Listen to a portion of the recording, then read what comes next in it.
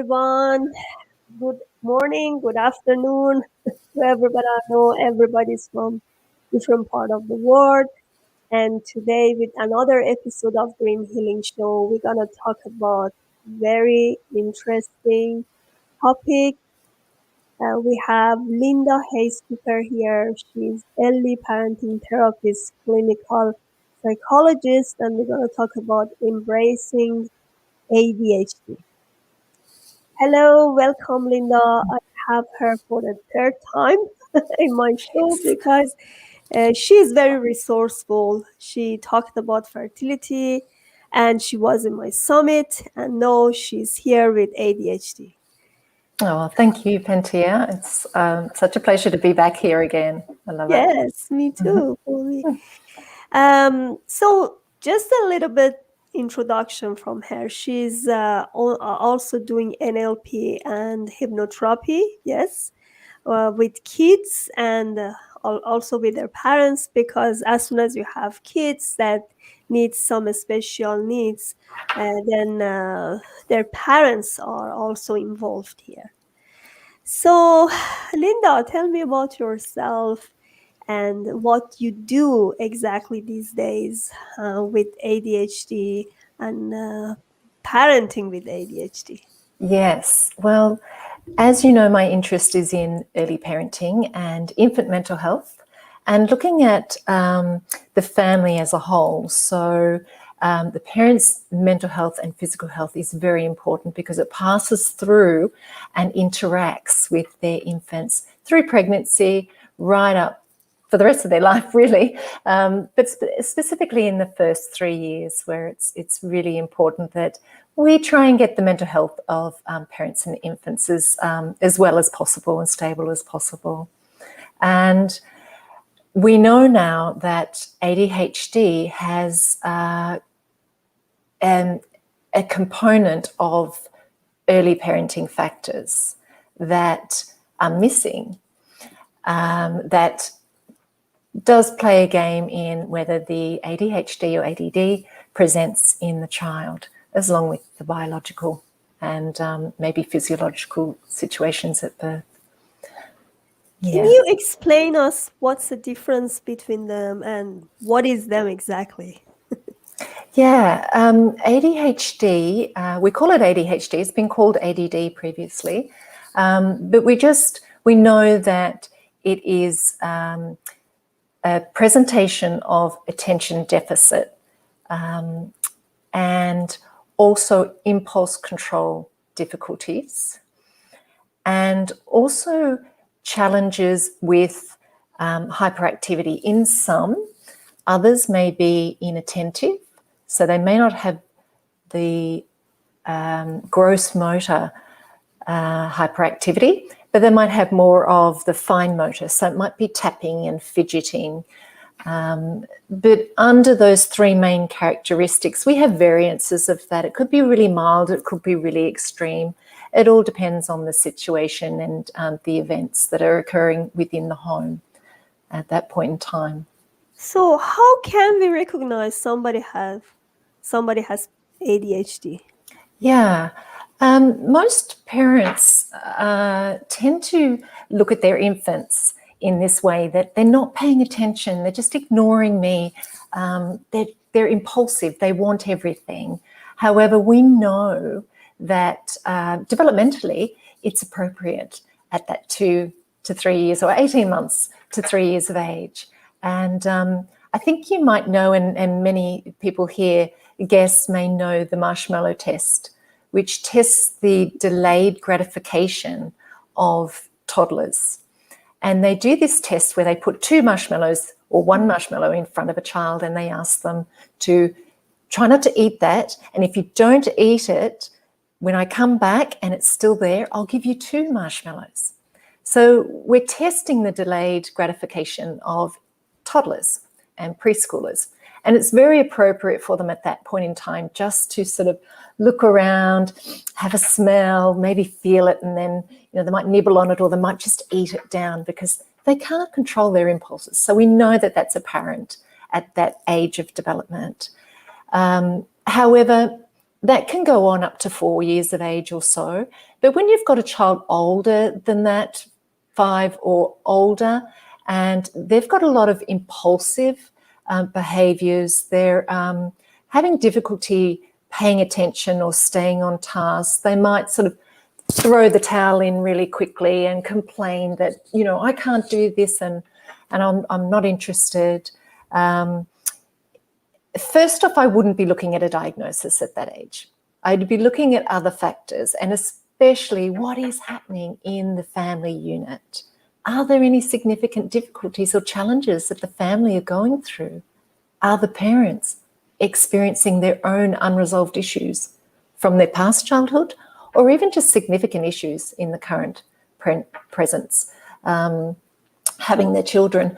So initially it would be about just speaking to a health professional who knows about these conditions, what's appropriate, what isn't appropriate, and how you can put strategies into play very early before a diagnosis is presented or made by a professional. Is that possible somebody get it in adulthood, or it just come as soon as you're born? Yeah, there is a genetic component that we know of, and we know there is a biological genetic component because we know medication works for it.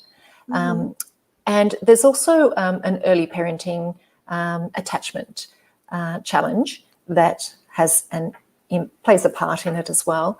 But usually once the situation and the presence and the characteristics are there, what we find is children don't actually grow out of it. It actually becomes more significant as they get older. And it's around the 30 years of age where the brain is so mature that it starts to settle a little bit with some of the, maybe the hyperactivity. The impulsivity is usually still there, but the hyperactivity might settle a little bit and become more inattentive behaviours, but it lives with us. So it is about trying to manage and pick up strategies and tools that can help us get through to the best of our ability. I see in your bio you said about NLP and hypnotherapy. How can you connect them to ADHD? Yeah. With NLP and hypnotherapy, they're really powerful tools that tap into the subconscious. So first port of call, I would be looking at attachment work with the parents and the parents themselves, and also their infants, because they need to be on the same page, and looking at the helping them with some body semantic work, with identifying the feelings that are coming up for the child and how we can label them. And how they can notify what's going on with them as well, because it's extremely frustrating to look after a child who seems non-compliant on a regular basis and can be very aggressive or angry. So in most situations, it would be looking at those areas first, and then the NLP and the hypnotherapy are ways of regulating our behaviour. And we can regulate our emotions, the states that we're in. So, for example, if a mother's finding it really challenging working with her infant, she might be having some memories, difficult memories of past experiences with her child and current experiences. We can decrease those distressing memories to a more calming state of being in those memories. So when they do remember, they have this, that's okay, and I don't get worked up by it anymore. So we can work with that with children as well as with adults. However, it's just slightly different. The techniques are slightly different. And hypnotherapy is amazing. It's quite creative when we're looking and using it with children. We get to talk about their favorite characters and colors, and we bring in all this imagination and help them sort of work through some of their difficulties, and also we can actually instill some greater confidence in themselves and also the parents, and also instill some strategies on being more organized or more planned, or more relaxed or calm or more focused. So we can use all of those characteristics in NLP and hypnotherapy. Beautiful. But as I understand, you can't completely cure or treat ADHD, right? You can manage it somehow, but is not completely, because there is something in the brain, right? You can't Yes. completely heal it, but there are lots of ways you can improve your life quality and manage the stress. And especially for adults, I guess it's easier, right? Because they are more understandable. They understand about the NLP. You can exactly talk about NLP. Maybe hypnotherapy maybe is better for kids, right? Which one they better respond? They both respond equally, actually. Oh, Adults and interesting. children both respond. The idea with hypnotherapy is that it's actually self-hypnosis.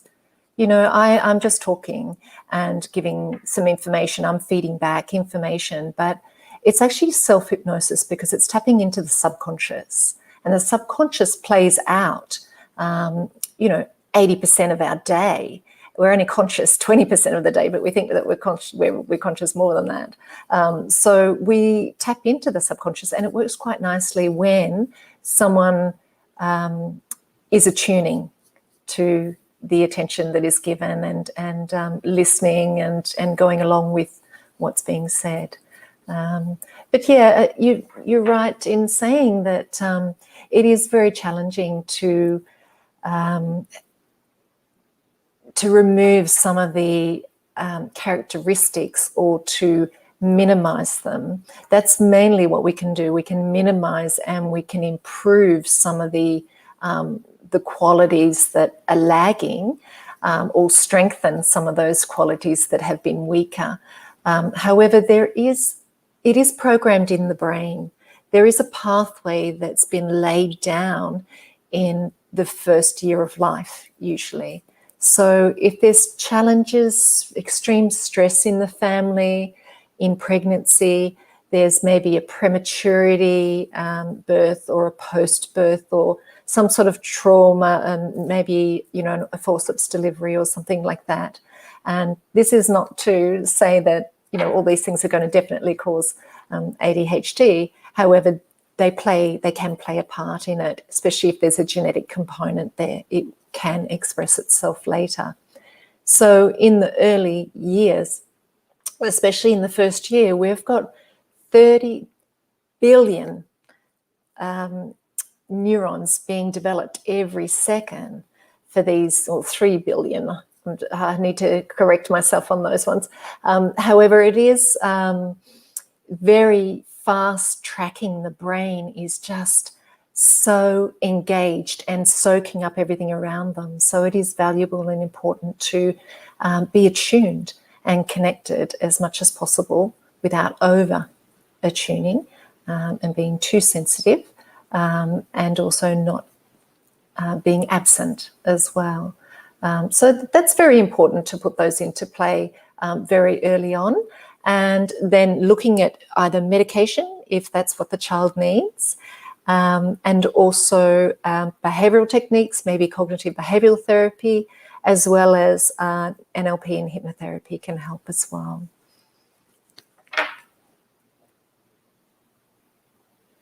Let's have just a few seconds break. I'll come back.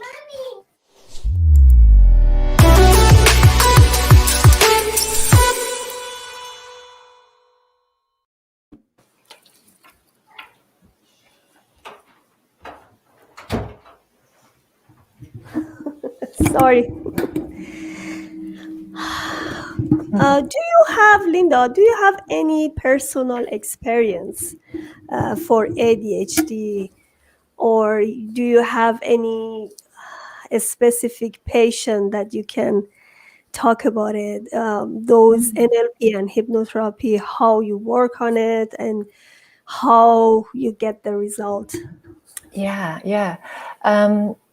I have both those experiences, actually. My ADD, I have never spoken about on air. And it's probably because I've always thought that the way I've entered into the field of early parenting and midwifery and parent-infant work, I just perceived that was just through my parents and, Dad's interest in, psychology and also, the field of the body and the brain.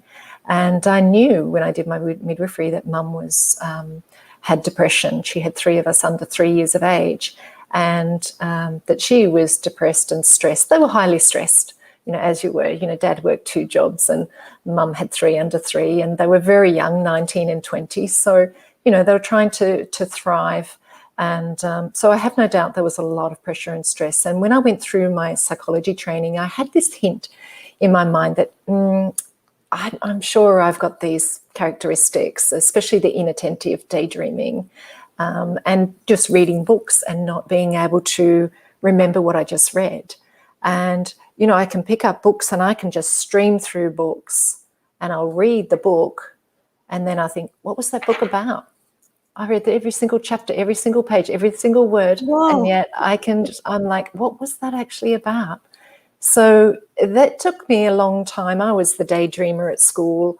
And this is what happens with a lot of children with ADD. The hyperactivity side of the ADHD is what's seen in the public eye. It's seen out in public. It's seen down the street, at the shops. It's seen in the classroom specifically, and that's when it's usually identified as an issue.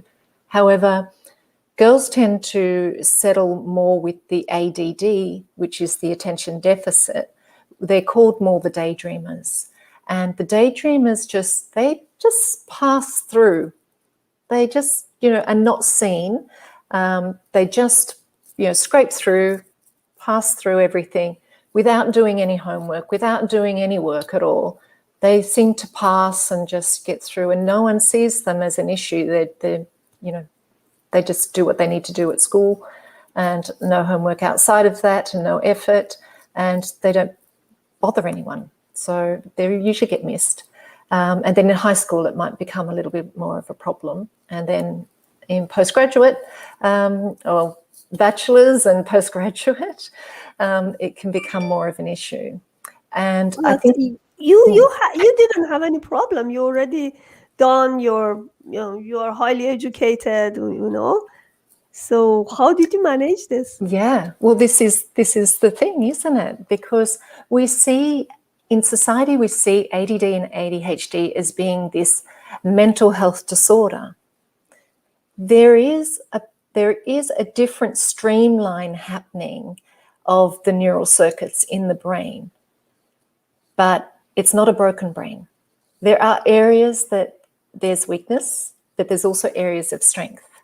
And I fit all the criteria. My parents actually had ADHD and ADD undiagnosed. And it wasn't until I went through my studies, I've studied all my life, actually. I haven't stopped. And this is one characteristic that is a strength of people with ADD and ADHD, depending on their degree of it. But if there's support around them, they will focus. When they find something they're interested in, they have hyper focus and they just power through. They can do multiple tasks. When they find something that they're really good at and they achieve at, it's that feedback. They get that dopamine release that they don't have, that they're missing in their brain anyway. They've got lower levels. So that dopamine comes from the rewards of the study or achieving. And if I can say, there's so many famous people like Albert Einstein, Thomas Edison, Richard Branson, and even, a number of singers like Justin Timberlake, who have ADD and ADHD, and yet they're highly successful people. So I think it's about, and as I call this, embracing ADHD, because it's not a diagnosis that's going to stop you from living. It's about identifying where your strengths are, where are your weaknesses, and then putting it into play and drawing on all the resources around you to make it work as best as Wow. possible. So it's not related to IQ, ADHD. It's No. just you cannot concentrate properly. And because there are lots of ways like NLP and hypnotherapy, then you can actually improve it. Mm. As you say, Albert Einstein, and these are really great people, very famous, and they use their IQ and they had lots of great work in their life. Yes. And actually, just on that, Pantea, Thomas Edison's mum took him out of school because he was getting in trouble all the time. Yeah, And he yeah, yeah. wasn't I, doing I his know work, he that. wasn't Yeah. focusing. Yeah. And so she sort of helped him along the way at home. And look where he got to, develop the light. That's So beautiful. powerful. Now, Linda, what I just realized, even helping my clients, I just realized if you have passion about something, whatever your work, or you're studying, whatever you have passionate about, you have more concentration. Usually, yeah. And if you don't like it, probably Albert Einstein didn't like the school because those materials that wasn't were not interest of him. Mhm. So let's say also, if you go to school that you are forced to learn something, of course you go daydream. you know Yeah. that's happening for many people because they don't like it, even if they don't have ADHD. Mm. They don't like what they are What's presenting there? yeah, Yeah. yeah, presenting to them. Yeah, and yeah, you bring up a really great idea actually, because well, it's a bit of a phenomenon that we segregate people into a category of ADD and ADHD, where the majority of people do have the same experiences. It's just not so intense, and it doesn't pick up on the scanning as it would with someone who has a diagnosis of ADD and ADHD, as in MRI scanning and doing all sorts of EEGs and things like that. So it's That true. was so promising. Mm. Because what you know you don't need to use all of your brain to live perfectly. And not everybody use their brain the way they should, because some part of it is always idle. It's Mhm. not working. Mhm. So whenever you're forced to use your brain, or you are creative enough to use your brain, no matter you have ADHD, you have um, a lot of other issues, still, if you are passionate about, you can do it. And I see even autism, it's interesting to see autism people, they get their degrees, they are very successful in their educations, they are brilliant doctors, surgeons, you Mm. know so even with those deficiencies, life is not perfect, Yeah. right? But we can get the best use of it. Yes. Yes. And actually, you just reminded me of a friend of mine whose son was diagnosed with autism when they were Mhm. younger. They were from England. And in fact, as he got older, she provided so much support for him in the school and at home. And it was just the two of them. And she just really was this safety net for him. And he, just through his high school, he was like high functioning. He got chosen to to to go over to America, or come to America, I should say. This is from Sydney, and be part of a team from the school to develop a racing car, Wow, like and Forrest Gump. they came first place in Yeah. this. And it was just this magnificent sort of reward, that all the effort that she put in with him, and he kept, loving, these specific areas of interest and not interested in others. And she just went with his strengths. And this is what I think every parent should be doing with their children, just identifying that.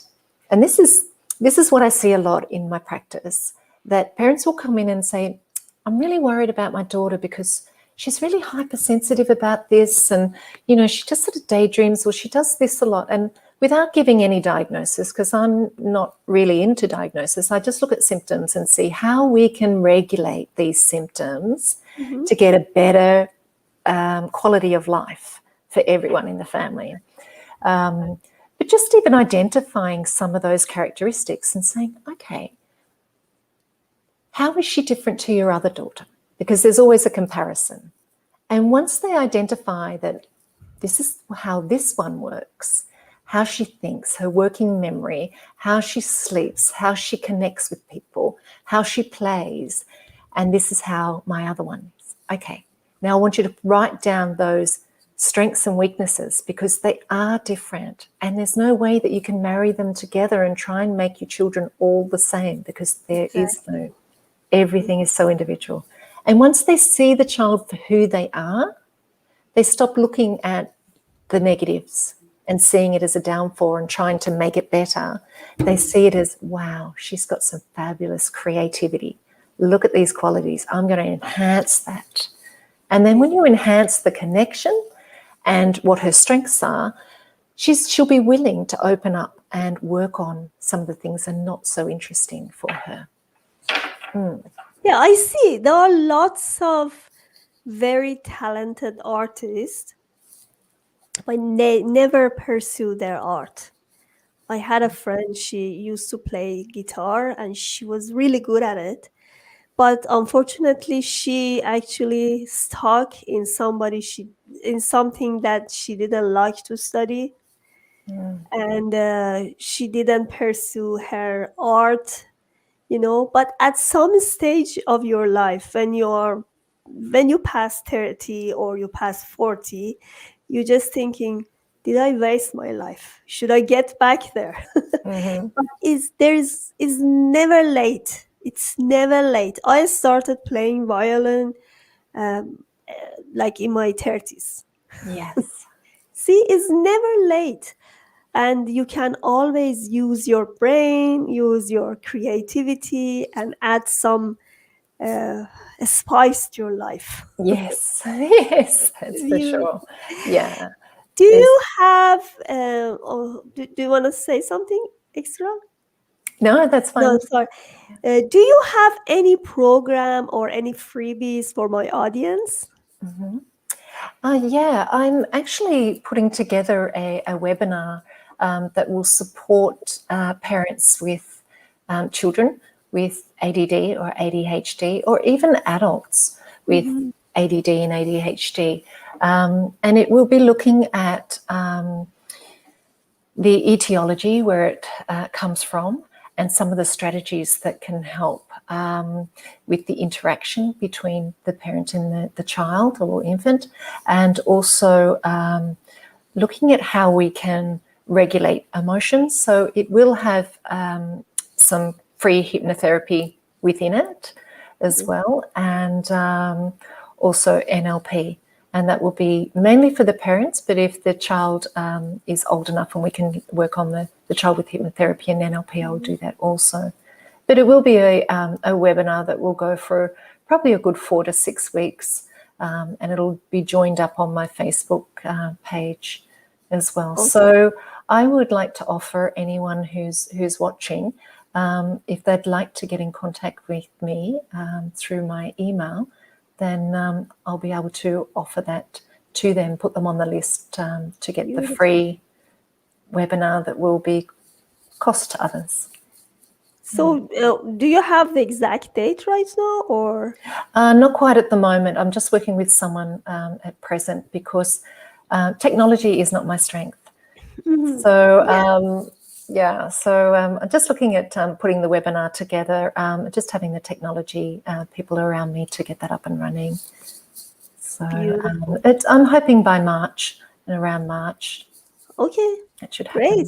So it's just few weeks, maybe. Yeah, and I'll be putting an advertisement out there as well through Facebook Okay. and Instagram, so people can always tap into that. But you know, if you get in early before I put it out, then you'll receive it for free. Wow, that's perfect. Mhm. Thank you, Linda, for being here for the third time. I really enjoyed. Every time we have some specific new topic with Linda, and all of them are very unique. She's doing great job. Thank you so much. Oh, thank you, Pantea. I really enjoy being on your show. Yes, me Take too. care. Always, always. Thanks.